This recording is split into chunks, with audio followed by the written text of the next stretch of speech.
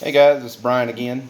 Today we've got a belt drive pressure washer, and this is what we're gonna talk about. Is actually gonna cover not just belt drive, but it's also gonna cover direct drive. What we're gonna be talking about is the thermal dump. This little device right here. All right. So before we get started, talk about safety. As always, make sure you got your appropriate safety gear, safety glasses. Remove any shock or pressure hazards, things of that nature. Want to be safe. And as I've mentioned in all my videos before, um, nothing that I show you is a substitute for a good certified repairman for whatever we're doing or whatever you need done. So these videos are just strictly to help get you out of a bind until you can get to a certified shop. Again, this is also a working shop, as you probably heard in my other videos as well. So I'll have to pause the video from time to time to take care of customers. I usually try to do whatever repair I'm doing straight through so that you could see exactly step by step what we're doing with no stops. I'm going to do this a little bit different today because you don't need to see me physically removing parts. It's fairly self-explanatory. I don't like very long videos. When I'm looking at stuff, I like things to get to the point. I don't care about a long history of anything. So this is the thermal valve here, the thermal dump, but you can see it looks a little bit different than this one. Let's see if we can get in there for this thing here. It's kind of tucked in. It's that right there. And you see the one that we have to replace it with has this black fitting on the end. Alright, that one in there does not. Now on the belt drives, what you got to do is you'll cut this plastic piece off so that it's flat. Then it can fit inside here. So the problem the customer's having is he's got low pressure. Low pressure can come from a variety of things, but he also told me that this was constantly leaking water. So if you're leaking water, then it makes it harder to build pressure. So the first thing we're going to do is replace this thermal dump. And if you've seen the other videos, what that little device does, when you stop pulling the trigger, the water recycles through this pump constantly. It doesn't stop. It goes around and around and around. By doing that, the temperature gets higher. When the temperature gets so high, there's a piece of metal inside of here, two pieces of metal that are sandwiched together, but when they reach each piece of metal reaches a particular temperature, they actually will bend, and it allows water to blow out of that little hole. That helps get hot water out, keep cool water coming in, so it's less likely to damage the pump. Not to say it won't damage the pump, because it's not 100% accurate. So it's still going to get hot. Best thing to do is just turn your pump off. As you've heard in other videos, turn the pump off. You're not going to pull the trigger. You're going to lay it down, go talk to a chick, talk on your phone, eat a sandwich, smoke a cigarette, whatever. Turn the pump off. When you come back, the pump will start right back up and you're good to go. So his is leaking over here. It's just spraying water constantly, whether there's pressure or no pressure. So this, obviously, right off the bat, you got a leak. So we're going to take this out. So I'm not going to show you how to take it out. It's fairly self-explanatory. If you can't figure out, you put a wrench right here and unscrew this counterclockwise. If that's beyond your abilities, then you don't need to be doing this anyway. So I'm going to pull that out and I'll be right back. Alright, as you see, it has been removed. Nothing spectacular about doing that. Just put a wrench on it, take it off. But you can see on the end here where they've broken this off at the factory, that nipple right there, break it off so that it fits right into that space.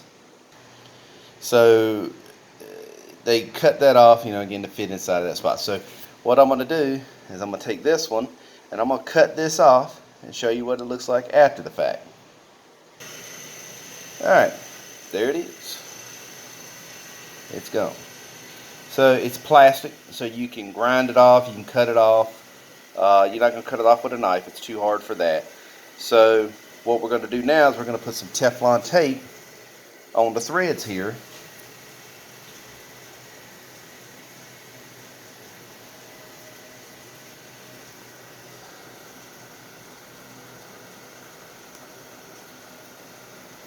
You can put pipe dope or whatever you want on it.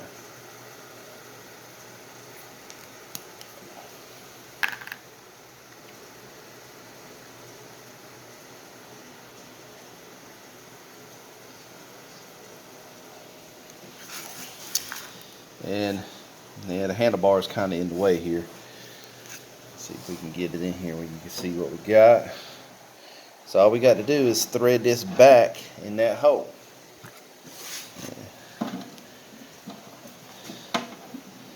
Now on the belt drive, you kind of got to pull the body of the belt housing out of the way to get it in that hole. And then just thread it back in with that extra set of hands that you're going to need.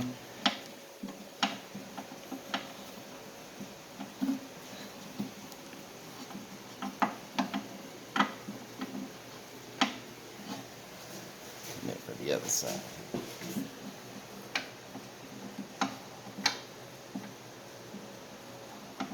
Once you get it started, it won't be so much of a big deal to get this going. You can remove this belt housing, but to do that you've got to take off the outside cover, and you got to take off both pulleys, one from the motor, one from the one from the engine, and one from the pump. Pull those off. To do that, you got to loosen the pump, slide it back to get tension off the belt, pull the pulleys off, pull the pulley off, and then you can take all of this off after you take the two bolts off. The problem with that is that's a whole lot of work, and you saw what I just did. It's just a little bit of patience. You thread that thing on, get it all the way around.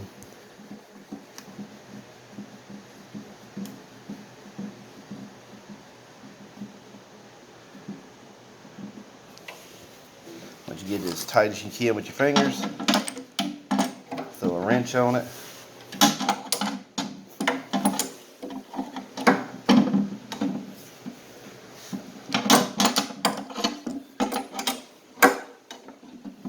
Tighten it up. That's on there. There you go.